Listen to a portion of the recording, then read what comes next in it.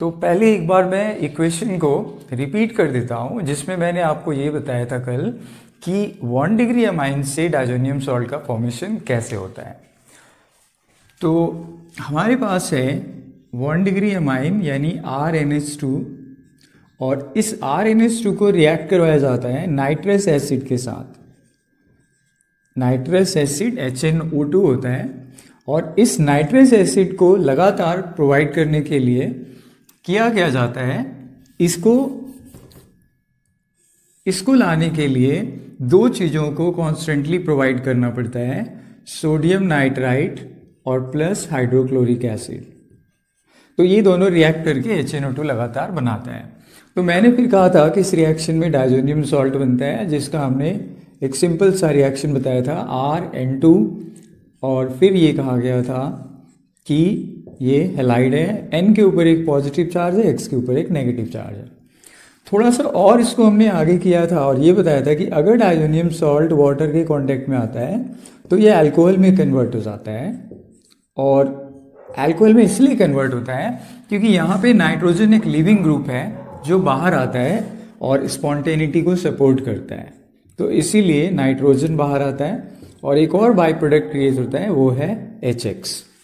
तो ये हमने कल के लेक्चर में आपको अच्छी तरह से समझा दिया था। अब मैं इसी रिएक्शन के मैकेनिज्म को आपको डीप में समझा रहा हूँ। हमारे रिएक्शन की शुरुआत में क्या है, सबसे पहले हमें HNO2 से रिएक्शन को स्टार्ट करना है। तो मैं थोड़ा यहाँ मेंशन कर दूँ कि I am talking about the mechanism. अब इस मैकेनिज्म में क्या क्या है, बहुत इंटरेस्टिंग है, अब ध्यान से देखो। HNO2 का स्ट्रक्चर एक्चुअली ये होता है, O double bond N single bond O और फिर O के साथ एक H है। तो ये है आपके पास HNO2 का स्ट्रक्चर। लोन पेयर यहाँ नाइट्रोजन पे भी है, ऑक्सीजन पे भी है। अब अगर आप अपने रिएक्शन को ध्यान देते हो तो आपको पता है कि इसमें हाइड्रोक्लोरिक एसिड है। तो हाइड्रोक्लोरिक एसिड का मतलब क्या है? हाइड्रोक्लोरिक एसिड का मतलब है कि इसमें दो आयंस हैं, एक तो है आपका H+ और दूसरा है Cl-।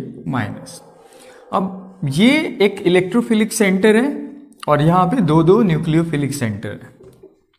बट इसके लिए सबसे ज़्यादा फिजिबल ये है, तो ये ऑक्सीजन पे जा करके पहले क्या होगा, जुड़ जाएगा। तो जब ये जुड़ेगा तो क्या होगा, उस पर हम कॉन्सेंट्रेट करते हैं। तो हमारे पास जो प्रोडक्ट बन रहा है O डबल बॉन्ड N। अब N के साथ सिंगल बॉन्ड है, पर सिंगल बॉन्ड के साथ हमारे पास क्या है, अभी दो हाइड्रोजन है, यहाँ पे ध्यान देना। और क्योंकि ऑक्सीजन ने अपने इलेक्ट्रॉन को लॉस किया तो इसके ऊपर एक पॉजिटिव चार्ज आएगा, राइट। और N के ऊपर का लोन पेयर अभी एज इट इज है। अगले स्टेप में आप थोड़ा सा अगर कॉन्सेंट्रेट करते हो तो आपको पता चलता है कि अगर ये बॉन्ड टूट जाए तो वाटर बाहर आ सकता है। तो क्योंकि हर वो मॉलिक्यूल बाहर अगर आ सकता है तो आएगा, क्योंकि वो स्पॉन्टेनिटी को क्या कहते हैं, सपोर्ट करता है। और वाटर वैसे भी एक लिविंग ग्रुप है, हैलोजन एक लिविंग ग्रुप है, नाइट्रोजन एक लिविंग ग्रुप है। तो अगले स्टेप में क्या होता है कि ये वाला बॉन्ड जो है हमारा क्लीवेज होता है और इसके क्लीवेज होने से वाटर का एक molecule as a by product बाहर आ जाता है।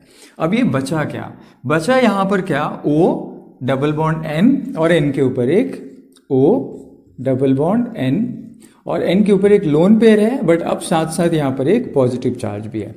अब यहाँ पे एक बहुत इंपॉर्टेंट सा हमारे पास रिएजेंट आ गया, इसको बोलते हैं हम क्या, nitrosonium ion. This is called nitrosonium. This seems to be a nice name here, nitrosonium name, sorry क्या हो रहा है, नाइट्रोसोनियम आयन। अब ये nitrosonium ion actually primary amine के साथ रिएक्ट करता है। तो हमारा जो स्टार्टिंग मटेरियल है वो है RnH2 और ये RnH2 रिएक्ट करता है नाइट्रोसोनियम आयन से, जहाँ पे O और N के बीच में डबल बॉन्ड है, N पे एक पॉजिटिव चार्ज है। तो जैसा आपको पता है कि ये एक इलेक्ट्रॉन रिच स्पीसीज है, तो ये इसके साथ जा करके इसकी स्टेबिलिटी को बढ़ाएगा और अपोज क्या होगा, इनके बीच में एक बॉन्ड बनेगा। तो इस बॉन्ड से क्या हो रहा है, R उसके बाद N, दोनों H को मैं अलग करके दिखा रहा हूँ, राइट। N ने इलेक्ट्रॉन लॉस किया है तो पॉजिटिव चार्ज, उसके बाद N है दोबारा, और इस नाइट्रोजन के साथ एक ऑक्सीजन है। अब ये हमारे पास एक इंटरमीडिएट क्रिएट हुआ। अब यहाँ पे देखो नाइट्रोजन के पास पॉजिटिव चार्ज होने से इसकी स्टेबिलिटी में एक प्रॉब्लम है, तो ये न्यूट्रलाइज करने के लिए अपने पहले प्रोटॉन का सैक्रिफाइस करेगा। तो जब ये प्रोटॉन को सैक्रिफाइस करेगा तब ये बन जाएगा न्यूट्रल हमारा। तो न्यूट्रल बनने से इसमें हुआ क्या, R, उसके बाद N के साथ है अभी H, और N के साथ है यहाँ पर सिंगल बॉन्ड N, फिर उसके बाद डबल बॉन्ड ऑक्सीजन, और ऑक्सीजन के पास अभी 2 लोन पेयर है। अब यहाँ पे देखना है इस स्टेट में क्या होता है। यहाँ पर बेसिकली क्या होगा कि नाइट्रोजन के ऊपर जो प्रोटॉन है यहाँ पे टॉटोमेरिज्म होगा, ये ध्यान देना। यहाँ पे क्या होगा, tautomerism. So I am just writing over here tautomerism. तो जब टॉटोमेरिज्म होगा तो यहां से ये जो प्रोटॉन जनरेट होगा, ये प्रोटॉन ऑक्सीजन पे आ जाएगा, ये प्रोटॉन ऑक्सीजन पे आ जाएगा, और फिर नाइट्रोजन इसके साथ जो बॉन्ड जनरेट करे, जो इलेक्ट्रॉन जनरेट करेगा, वो इलेक्ट्रॉन इनके बीच में एक डबल बॉन्ड की तरह क्रिएट होगा। लेकिन ये इतने से यहाँ पे काम नहीं चलेगा, हमें ऑक्सीजन के साथ ये डबल बॉन्ड जो है, यू नीड टू रिमेंबर कि यहां से भी हमारे पास एक बॉन्ड का क्लीवेज होगा। तो ये फाइनली बन जाएगा N के साथ अभी डबल बॉन्ड है, दूसरा N है, और अब सिंगल बॉन्ड OH है। यू नीड टू रिमेंबर कि अब OH है। ऐसा करने से क्या हुआ, ऑक्सीजन फिर से न्यूट्रल हो गया। अब अगले स्टेप पे ध्यान देते हैं क्या होता है। अगले स्टेप में प्रोटॉन का ट्रांसफर होता है। अभी प्रोटॉन का ट्रांसफर कैसे होना है, यहाँ पे अगर आप कॉन्सेंट्रेट करो तो सारे हाइड्रोजन तो हमारे यूज हो गए। अब प्रोटॉन का ट्रांसफर होगा, ये प्रोटॉन ऑक्सीजन के साथ जाकर जुड़ेगा। तो यानी इस प्रोटॉन को हम जोड़ेंगे कहाँ पे, ऑक्सीजन पे, क्योंकि ये हाईली बेसिक चीज है और ये हाईली एसिडिक है।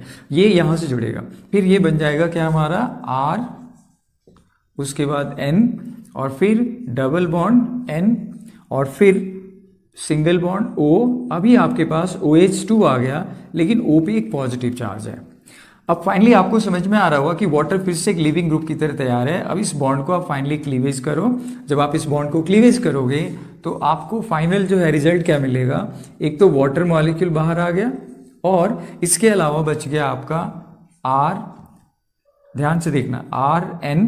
अब N यहां पर क्या है, पॉजिटिव चार्ज है, यहां पे ध्यान देना, यहां पर क्या है, पॉजिटिव चार्ज आएगा। तो N डबल बॉन्ड, एक और N, इस पे पॉजिटिव है, और यहां पर क्या है, एक यहां पर हमारे पास एक लोन पेयर है।